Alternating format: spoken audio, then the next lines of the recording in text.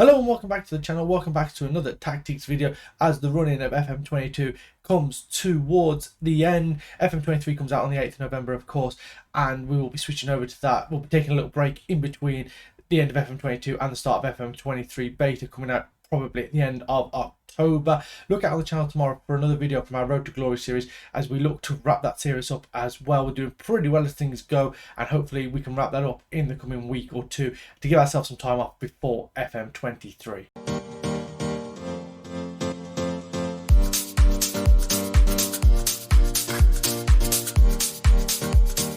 And before we get into today's video, please leave a like on it, subscribe to the channel, leave a comment down below. The target is hopefully we can get to 80 subscribers before the release of FM23. And let's get into this video. And the tactic today is the Norwichball final by Clyde 3654. It is a 4-1-2-3 formation.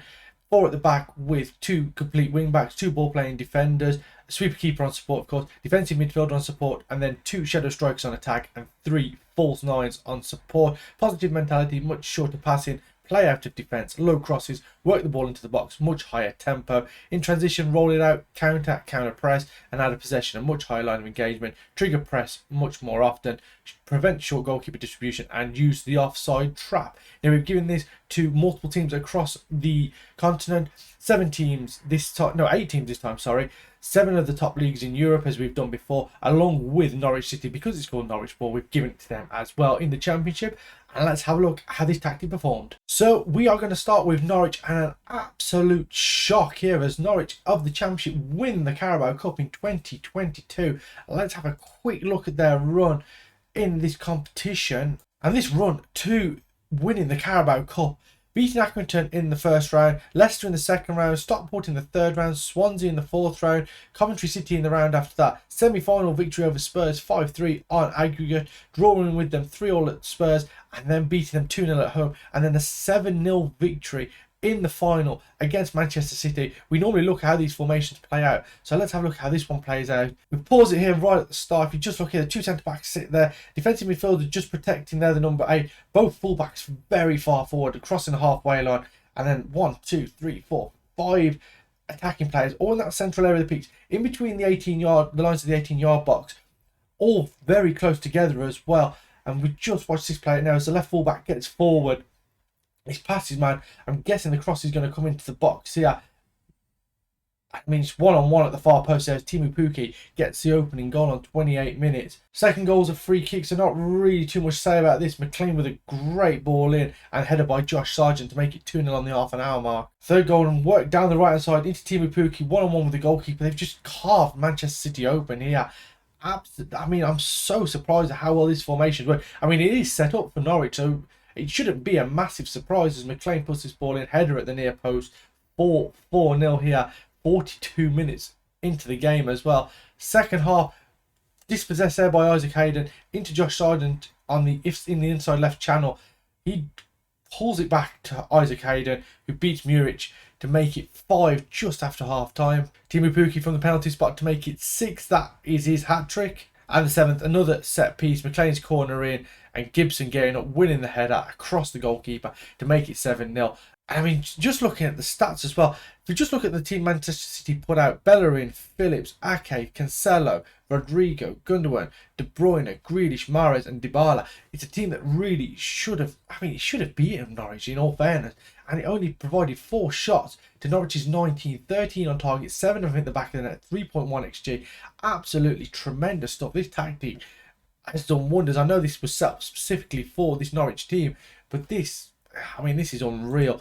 We'll go back and quickly filter in the rest of the results. Take out the under 23, that was my mistake. So if you just look at some of the results throughout the season, 6-2 here, 5-2 against Stoke, 5-1 against Reading, 5-1 against Stockport. They lost games against Sheffield United and Hull. They only lost 5 games all season in all competitions. They were to Blackburn, Rotherham, Bristol, Hull and Sheffield United. So they have an absolutely tremendous time. 4 defeats in the league, 110 points, won the league by 26 points over Burnley. Millwall getting promoted as well, which is somewhat of a surprise. But I mean, if this is how this tactic is going to fare for everyone else, then we could be onto something special here. We just look at the squad and look at the goal scorers. Adam Ida got 20, Josh Sargent got 20, Timu Pukki got 18, Todd Cantwell got 14, Kieran Dowell got 21 assists, Max Aaron's 15, Todd Cantwell 13. So the numbers spread out between the team.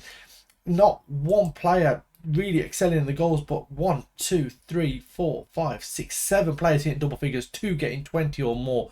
And what a performance this has been from Norwich. The AI really doing the job here. Back down to earth with a bit of a bump as Southampton finished in 13th. All the teams that now we have taken over are predicted to finish 15th in their respective leagues. So Southampton finished 13th, above what they were expecting. As for their goal scorers, Che Adams got 16, Nathan Redmond 13, Adam Armstrong 12, and Stuart Armstrong got 10. So only 4 into double figures there. And in terms of assists, James Ward-Prowse got 21. No real surprise there. Kyle Walker-Peters, the only other person to get double figures in assists with 10.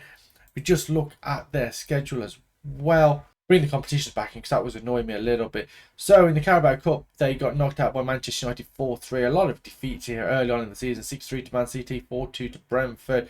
A run of games here where they lost quite a few on the spin. But then moving into the end of November and start of December, a run of games where they were unbeaten in 1, 2, 3, 4, 5, 6, 7 games there up until the 18th of December. And then a couple of defeats there. So really a topsy-turvy season. Just couldn't get a big run of form going. Apart from that one there from November into December, that was probably the only run of form that they had. FA Cup and Carabao Cup, 3rd round by Everton in the FA Cup, 4th round as we just saw by Manchester United in the Carabao Cup. So not a particularly great season, but they were expected to avoid a relegation battle, and they did just that. 13th, 53 points from 38 games, -8 goal difference, and we move on to the next team. Now we are back to a really good performance, this time by Elche in La Liga. They finished 4th behind Barcelona, Atletico Madrid and Real Madrid with 72 points, 5 clear of Vigo in 5th. Only 5 points behind Real Madrid as well, so really good performance. Knocked out in the 3rd round of the Copa del Rey by Espanyol. We look how their squad got on in terms of goals. Ezekiel Ponce got 17, Lucas Boy got 15, Kike got 13. Those were the only players to get double figures, and Johan Majica got 24 assists, by far and away the most in terms of assists. If we just look through their schedule, the odd defeat dotted in around there, but they had some decent runs here. This one in December as well, through to the start of January. They were unbeaten in the month of December. Really good performances there. Just run through, lost 3-1 to Vigo there, 4-3 to Real Sociedad, beat Mallorca, Valladolid, beat Barcelona 4-1 towards the end of the season, beat Atletico Madrid 2-0 towards the end of the season as well. So they have beaten some big teams. If we just look at the 10 games they have lost, Osasuna, Bilbao, Sociedad, Vigo, Villarreal, Getafe, Atletico Madrid, Barcelona once, Real Madrid and Real Madrid once. So that means that they have got results. I think they've beaten Real, they've beaten Barca, they've beaten Atletico Madrid. So really good performances, all of those at home as well. So really good home tactic, it seems, looking at this. Now over to Serie A Italy. Empoli are the team that we took over here. They finished in 8th place, just missing out on European football, knocked out in the semi-final of the Coppa Italia by Napoli. 18 games won, 62 points, 1 clear of Verona in 9th, 6 points off Sassuolo, who finished in the last European spot. Piemonte on loan, the striker got 18 goals and 8 assists. Vera got 16 goals and 16 assists, averaging 7.59. Satriano got 14 goals, and in terms of assists, no one else made it 2 double figures. And again, with another one of these teams, runs of games where they don't get any results. A run here, defeats against Sampdoria, Roma, Monza, Inter, and then turned it around with a 5-1 victory over Fiorentina, beat Torino, and then lost to Atalanta and Napoli in those 2 games there at the end of November, start of December. Run through it, and then there's a good run of form here through December. All of our teams seem to have good runs of form throughout the month of December.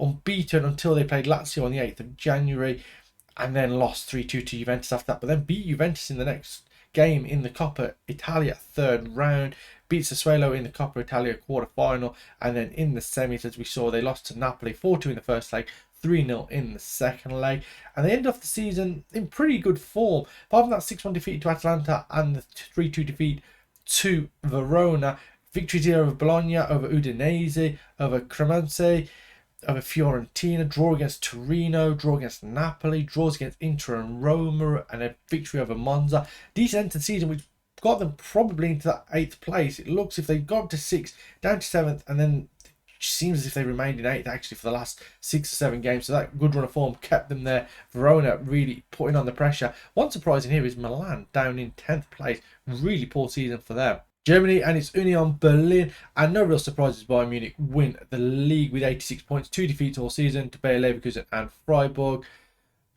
Union Berlin, 19 victories, 61 points, 11 defeats, 4 draws, plus 17 goal difference. No one was really going to touch Munich in this league. They got up to second with about 10 or so games left to play and just consolidated their really good end to the season. They also got knocked out in the quarterfinals of the DFB Pokal by Hoffenheim. Again, mixed bag run of form here where they lost games in the league and in the Europa League and then beat Hansa Rostock in extra time in the cup. Victory, defeat, victory, defeat. Didn't fare too well in the Europa League by the look of this in Group F. Oh wait, they qualified and then got knocked out 4-3 by Feyenoord in the second knockout rounds of the Europa League. And then the Bundesliga ended with 2 defeats to Eintracht Frankfurt and Hoffenheim after 3 victories before that against Hertha Berlin, Bayer Leverkusen and Schalke. So if we just look at how the squad and the goal scorers, Vogslammer got 21 goals, Sibachu got 12, Herrera and Mahwold got 10, and in terms of assists, Trimmel top assist maker with 13. And over to France. France and Germany are very interesting leagues because it seems as if teams are just fighting for second place. Lorient finishing in second behind PSG, of course, who lost 3 games all season to Lens, Toulouse and Brest. 23 victories, 79 points. Champions League place, knocked out in the 11th round of the French Cup by Strasbourg. Multiple players making double figures, one making 20. Terem Moffi got 20 goals. Boysgaard got 18. Llorente got 14. Lefebvre got 12. Kone got 12. And then in terms of assists, 3 players making double figures, Lefebvre, Silva and Le Goff, all getting double figures, 18, 17 and 11 respectively. Schedule, a lot of draws dotted in about. There's a really good unbeaten run here from February to the end of the season. Started off with a draw again. Actually, if you go further back, it actually started mid-January. They lost to PSG on the 8th of January. Then they drew with AC Ajaccio, beat Toulouse, lost to Strasbourg in the cup, but carried on that unbeaten run in the league. Draw with Strasbourg, beat Clermont, drew with Nice, beat Lens, beat Angers, drew with Rennes, beat Olympique Marseille, drew with Lyon, beat Nantes, drew with Montpellier, beat Reims, Monaco, Lille, Auxerre, drew with Brest and beat Troyes. What a run that was towards the end of the season. They got into second midway through the season by the look of it. I know they were in third. Made second towards the back end of the season and just consolidated it towards the final day, finishing ahead of Monaco on 2 points. Clear of Strasbourg, who finished third. Did really, really well there. And no real surprise that PSG and Munich won these 2 leagues, but to get second in both of them is a really impressive feat. Over to Arouca in Portugal, and they finished 4th, 74 points, 5 behind Porto, 22 points clear of Braga. Semi-final of the Taça de Portugal Placard, lost to Benfica, and the second phase of the Taça de Liga. So no cup success for them, but a really good performance for a team that's expected to finish towards the bottom of the table. Goals dotted around: 22 for Deba, 20 for Basso, 14 for Silva. Majika got 13 and Wellington Nem also got 13. So the goals dotted around the team really well there. Started the season really, really well as well. Unbeaten from the opening day all the way through until a defeat in February. So they must have been near the top of the table to begin with. No, they sat in third. Well, they got up to first sort of midway through the season. Apart from that, second, third, fourth, consolidated that 4th place. Never dropped out the top 4 after the opening 5 games or so of the season. So an absolutely fantastic season for them, really excelling all kind of expectations they were expected to do this season. And lastly, over to Holland, it is RKC, and they finished in 2nd place, Champions League spot, 75 points, 8 points behind Ajax, 3 clear of Feyenoord in 3rd place, 23 games won, 6 draws, 5 defeats all season, 38 goal difference, 2nd best in the league. Again, started the season really well. Only a defeat to Ajax and then a defeat to Feyenoord. Apart from that, unbeaten all the way through until January, where they lost to PSV, then lost in the cup to Sparta Rotterdam. Back-to-back victories at the end of January, lost to Twente and AZ in February, and then a great run towards the end of the season. Beating NEC, beating Sparta Rotterdam, beating Go Ahead Eagles, beating Utrecht, beating Feyenoord, beating Ajax 5-1, beating Volendam, beating Sittard, and drawing with Groningen on the last day of the season to consolidate that second place finish. With about 5 games to go, they got into second place and just held on with some brilliant performances, over toppling Feyenoord into third place. Really good performance. And if we look at the squad and the goal scorers, Mikael Kramer got 28 goals, David Min got 13, Bel Hanassi got 13, and Mika Biris also got 13. And in terms of assists, Thierry Lutonda got 16 and Bel Hanassi got 14. He was their second best player, 7.65.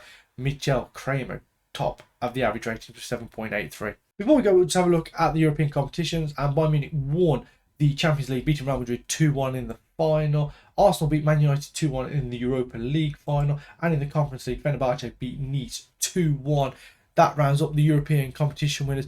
As for our teams, success for the most part, only real performance was by Southampton in the Premier League, which is a real surprise. Norwich absolutely killed it in the Championship, winning the Carabao Cup. All the other teams finishing really, really well. Most of them making Champions League for the following season. It is a tactic that you can see is designed to set up for this Norwich team.